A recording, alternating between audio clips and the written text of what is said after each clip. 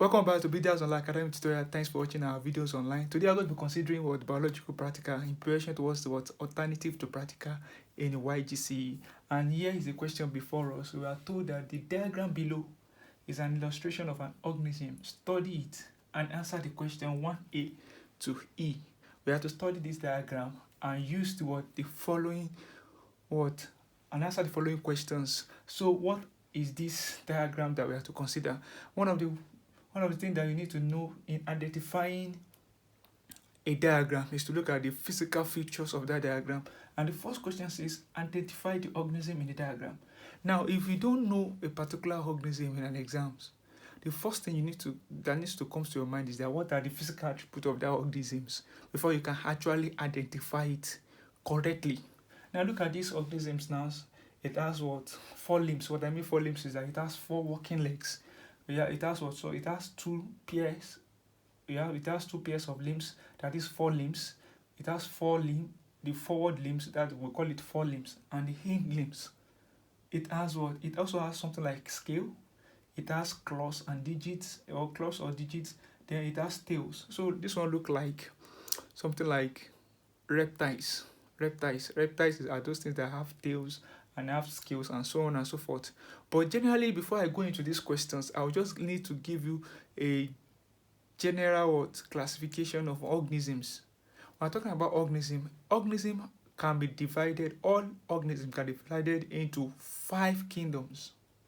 Note that all organisms can be divided under 5 kingdoms. We have Animalia kingdom, the Plantae kingdom, the kingdom Monera, the kingdom Fungi, and the kingdom Protista. But the major 3 that actually is the main area of concern is kingdom Animalia, kingdom Protista, and then kingdom Plantae. Animalia, Plantae, and then Protista. But when you're talking about animal, because this one is an animal can be categorized into 2 groups, the vertebrate and invertebrate. Vertebrate, we know what to call vertebrate. Vertebrates are animals with backbones. Animals that have backbones, they have bones. They contain they have body framework that actually give the organism shapes. So, and this set of animals are called vertebrates. Under this vertebrate, there are also classification under vertebrate. Under invertebrate, there are also classification. But under vertebrate, we have amphibians, reptiles. We have mammals, which is the human beings. We have the aves, the bells, the fishes or pisces, the creatures in the seals. So these are the general classifications under vertebrate. So don't forget animals into vertebrate and invertebrate. So vertebrate has other subgroups, which are the mammals, the reptiles, the amphibians, the pisces, the aves, and so on and so forth.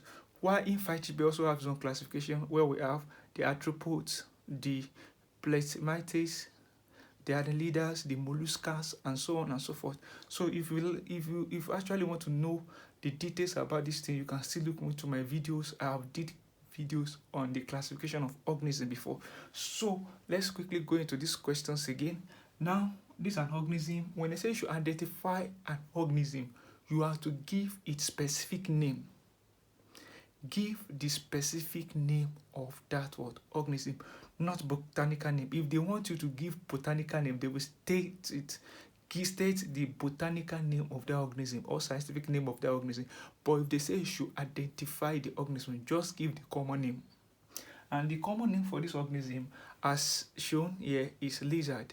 You can see the pictures on the screen. I will display this picture. If you cannot identify it by my own picture there, you will see the real pictures. This is actually lizard. Or if you want to be more specific, you can call it agama lizard. But if you are not sure of what type of lizard it is, maybe you are doubting what type of lizard it is, just give lizard. Lizard is okay. But if you want to go into a little much details, you can say agama lizard. So that's that about that. So the identifying the organism, number 1 is that organism is lizard or organism is agama lizard. Now the next thing is name the parts, Roman figure 1 to 4. or is it 4 or 6? It's supposed to be 6. So we have to identify each part of these organisms. Now you can see this arrow is pointing to what? This place, and this is known, is actually obvious. This is supposed to be eyes. Now eyes, we have what? Ear. We have very close to the eyes, that should be what? Eardrum. But we didn't call it ear, we didn't call it ear here, we call it eardrum. Eardrum because of its limited what? Functions. Eardrum, or we call it what? Some people can see it, sometimes we call it as tympanic what? Tympanic membrane. Tympanic membrane. Please, one of the things that you need to note in biology is that your spellings must be what? Must be spelled accurately. Your what? Answers must be spelled accurately. If you miss any words in your what? In your spellings, it will cost you your mark. So you have to be very sure that whatever you are writing is in correct spellings. So eyes, we have what? The eardrum, or the tympanic what? The tympanic membrane. Now we have the scale here. The scale. Let me use my another marker. I have the scale here. Scale. The scale, or they call it scales. So scales. Now, as I've told you, this here we have the digit or clause. You can call it the clause or what? Digit, clause or digit, clause or digit, clause or digit. You can call it digit. Then we have the tail here. This is popularly known as the tail. Tail. This is tail. This is clause or digit, and the last one is hind limbs here. This room I've got 5 here is hind limbs. You can call it hind limbs. Let me just use my marker here. Hind limbs. I told you they have what? This is the forelimbs. This is the hind limbs, or you can call it hind legs. Hind leg. So whichever I wanted to call hind limbs or hind legs. So let me check my okay. So hind leg are hind legs. So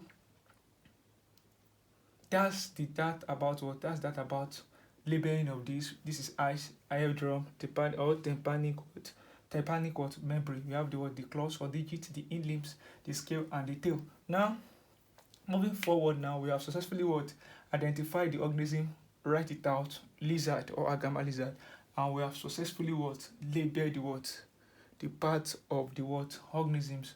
Although there are some parts they didn't label here, but these are the ones we are given with. There are some that is not actually obvious in these organisms. So, but label what you asked to what? To label.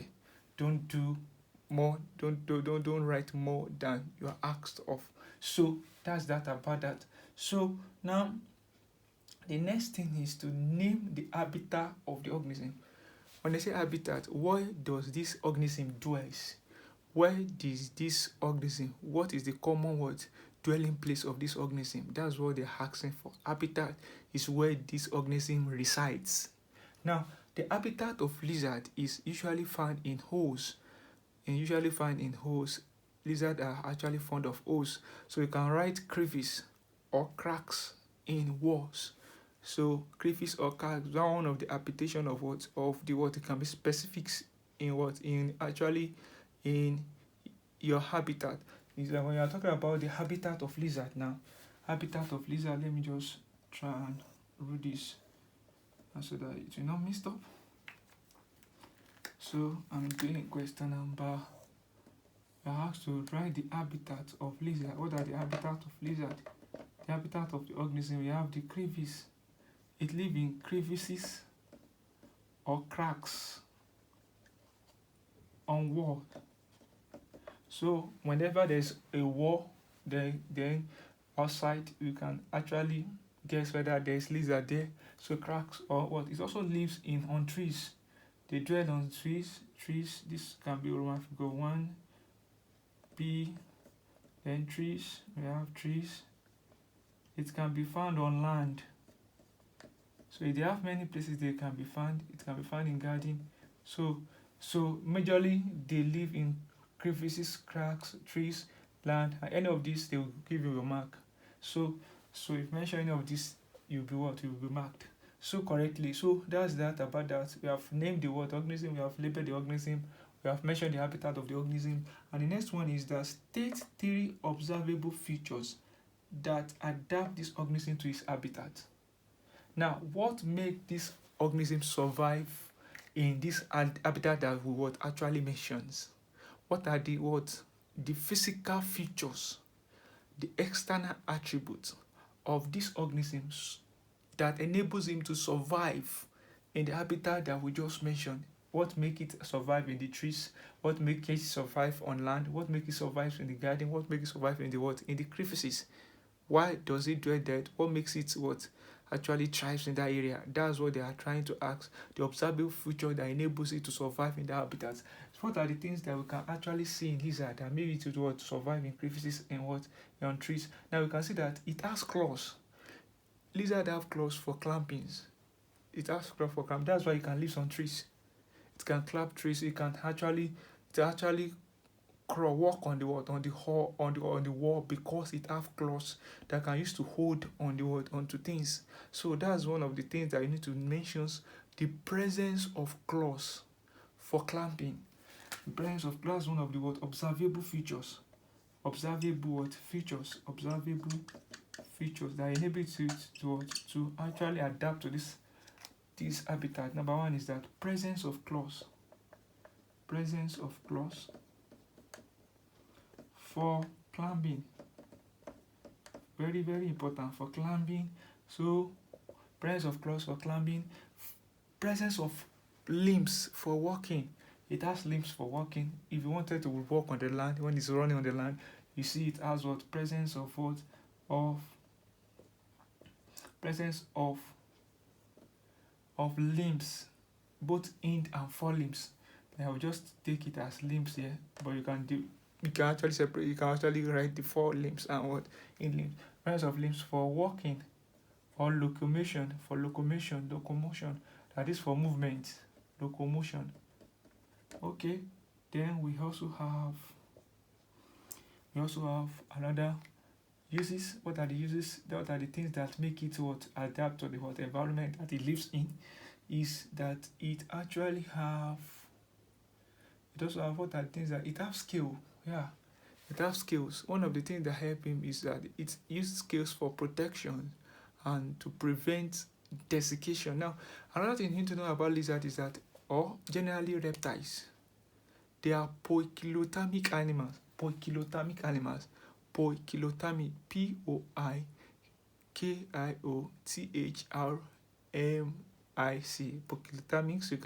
can actually display that spelling for you, or you Google it online. So poikilothermic animals are animals that actually they cannot regulate their internal temperature.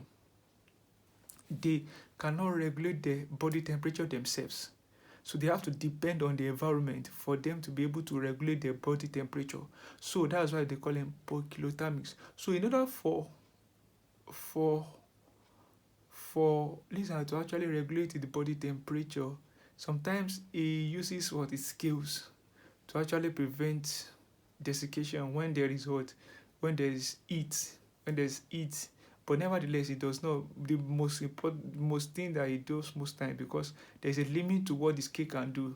What it does is that it actually moves to a when there's heat, it moves to a cold region where the temperature is moderately adaptable for its condition of the body.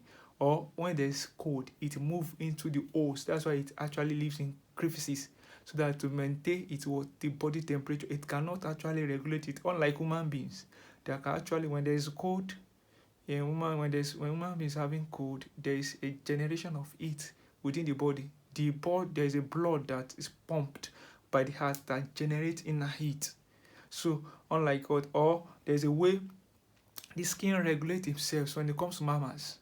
Now, for example, when there's something we call vasoconstriction and vasodilation, when there is change in environmental temperature in human being, Reptiles does not have this. They didn't have skin or hair. They didn't have hair in particular that can actually regulate their body temperature, because one of the things that actually responsible for body temperature in mammals, body regulation or body temperature regulation in mammals, is that they have skins that have hairs that actually help them in vasoconstriction and vasodilation. Vasoconstriction, but reptiles, they only have scales. They didn't have hair, so that's why normally they actually belong to the class of animal called Poikiloderms. That is, they are called cold-blooded animals. Cold-blooded animals. Cold-blooded animals. That's the another name for poikilothermic. Cold-blooded animals. That is, they cannot regulate their body temperature. Hence, they have to move from one environment to another. Why am I saying this? Is because they have scales, and that scale just did the work of protection. It does not regulate the body temperature. Note that. It does not regulate the body temperature. So presence of scale here is just for protection. So please note that. Presence of scale for protections. So for protection, I hope we've grasped something, because they might ask questions. Is this animal a poikilothermic, cold-blooded, or warm-blooded? Or warm-blooded is also known as homeothermic.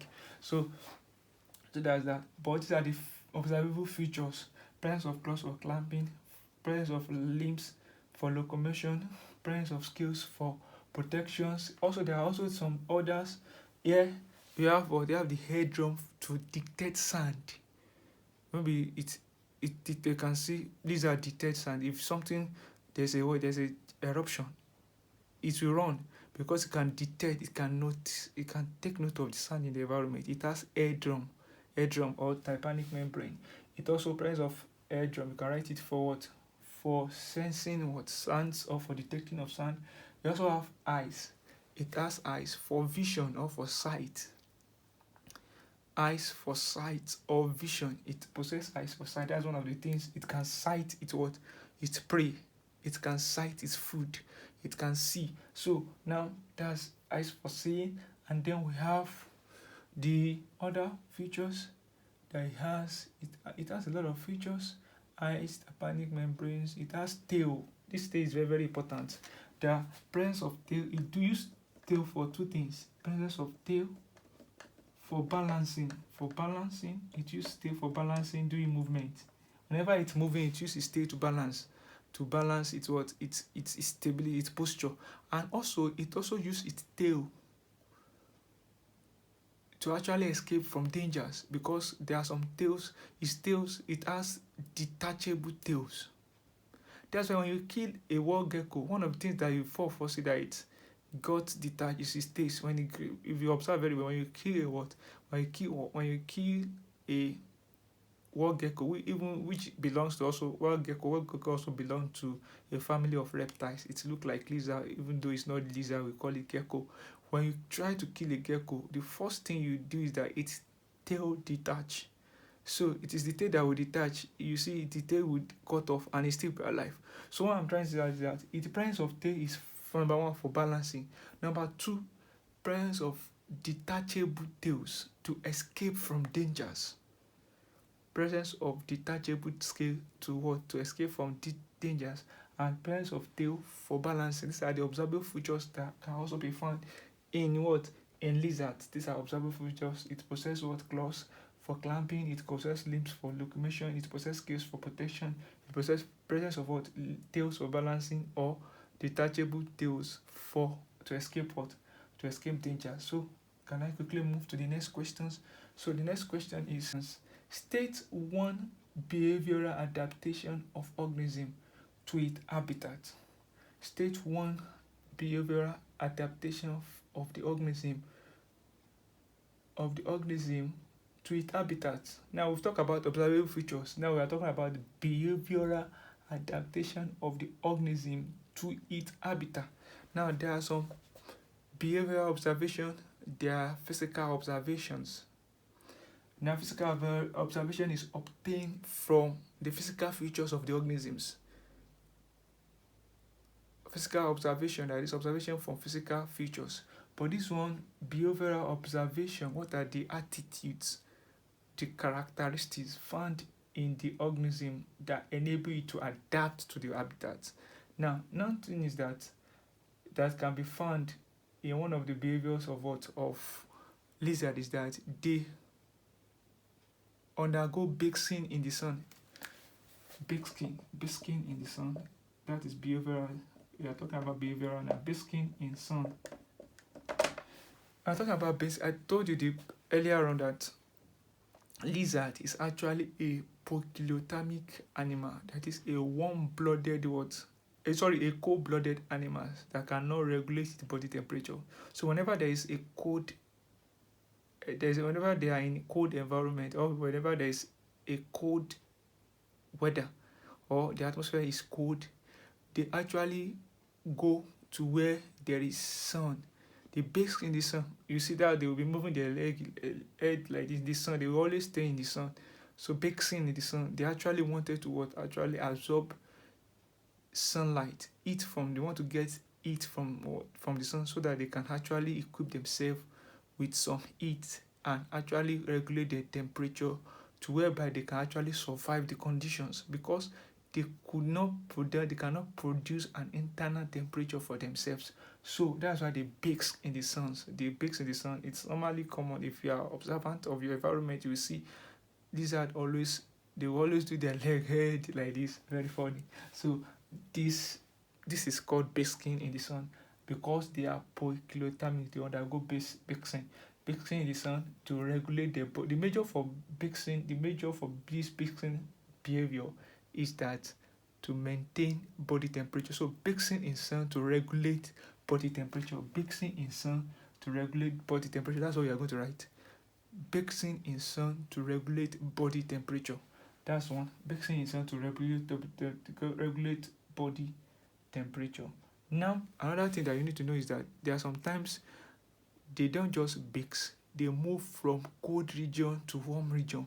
So movement from a cold to warm region or from warm region to a cold region to actually maintain during the heat season. So movement from cold to warm or from warm to cold environment to maintain their body temperature. So they can undergo baking.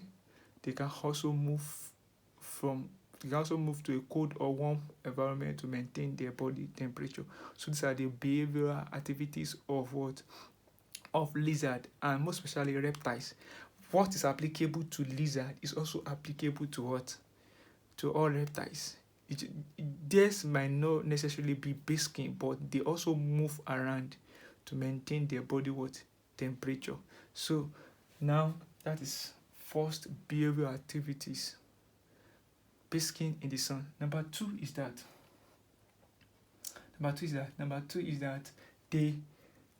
they actually share territories.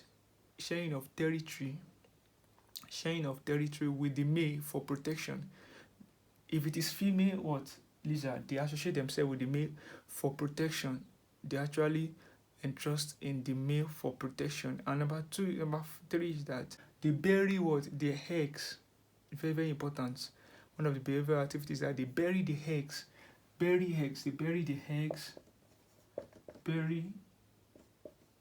the eggs under the soil for protection. So one of the things that they do is that they bury their eggs under the soil for protection. So that's one of the behavior. Whenever they wanted to lay eggs, they lay it under the soil to protect the eggs from predator or to actually keep the eggs warm. So these are the things that they do. So now these are the behavior. Number one, they bask in the sun. Number two, bury the eggs under the soil. Number three is that they actually share territory with the male to actually for protection. And also the other things that you can also see from the other questions that they ask us is that what is likely to be the sex of this organism? Now this is very, very crucial. What is likely to be what? Now for you to actually answer this question, you must have the full knowledge of the labeling of this what? Of this diagram. Although these are not the full labeling of this diagram. So if you don't have the idea of how this organism look like, the whole diagram of the organism, you might not probably be able to identify or correlate whether it is what, whether it is female or male, because they are asking for female or male. Now, but if we look at lizard, I will show this lizard on the screen. Look at lizard very well. They are Agama lizard, male and female lizard. One look like color browns, others look like blue and a red head. Now, these ones has a single word. If it is a red, if it is a male lizard, this will be a little bit darker from the other part. So because these actually have a for a male have a develop, for male may have a what? If it's a male, may have a developed gullar what? Fold. Gullar fold or dewlap. You can call it gullar fold or dewlap. That is the what? The neck here is a little bit what? More flat. It's actually more expanded. It has a more collared fold if it is a male. But if it's a female, the collar fold is reduced or absent. It's actually reduced or it's completely absent. So you can see collar fold absent, and whenever there is a collar fold absent, then you can predict that this is actually female. So this is a female lizard. Why? Because it has what? It's a female lizard. Sex is what? Female lizard. Female lizard. Why? Gullar fold is absent, is reduced or absent. It's reduced or absent. And then there are certain other things. It does not have neutral what? This one is neutral crest is completely absent from this diagram. Neutral what? Neutral crest. Neutral crest is absent. When I mean neutral crest is that if it is a male, it will have something like here, like something, so not like a here, something like standing up. So it is a neutral crest. We call it neutral crest. It's absent, completely absent. I'm just gonna put this one. It's completely absent. So that's why this is a female. So these are the two reasons. The reason because they might ask you to what? If there must be a justification for you to actually say this is a particular sex. This is not a sex. This is not the sex that we are talking about. This is this particular sex that we are talking about here. So you must be able to justify your answer. So Gollard is reduced. It does not have well-developed Gollard fold. And then neutral crest is absent or somehow reduced. So that's that. And then what are the things that you need to note again? Other questions that we have actually answered this. This one has been answered now. Name the class of this organism. Yeah, I think I've actually explained a little bit of this while I'm starting this video. The class of this organism is what we call reptiles. It belongs to the class called reptiles. What do you mean by reptiles? Reptiles are a group of animals that actually have scales, they have claws, they have four limbs, and most importantly, they are cold-blooded animals. So, and lizards have this attribute. That's why it is being classified as reptiles. But if you want to write it very well in the phylum name, we call it reptilia. Reptilia. We regard them as reptilia. So these are just normal way of writing reptilia. Reptilia. So the class of animal is reptilia. So now that's the class. This one has been answered. Now give one reason why you choose that answer to be reptilia. Number one, I told you they have scales. That's the major word. They have scales. Scales. Presence of scales. All reptiles have scales. Snake has scales. Lizard has scales. Alligator has scales. All gecko has scales. All reptiles have scales. So now name the reason why you give it. I told you they have scales. Now this one has been answered. Then the last one is name other members of the class. What are the other members of this class? Other members of this class, that is other members of this class Reptilia. I told you snake look like it because snake has scales. Also we have rock gecko, we have alligator, we have chameleon, yeah. We have chameleon, we have tortoise. They all belong to one families. And this is why we call them reptilia, because they have scales. Most especially they have scales.